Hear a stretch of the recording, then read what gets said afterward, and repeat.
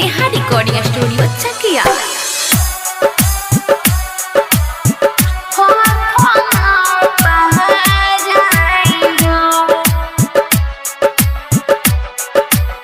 चल के खबला पापा हाथ धरा के चल जाए बेटी राओ राज बिस्तरा के, चल जाए बेटी राओ राज बिस्तरा के।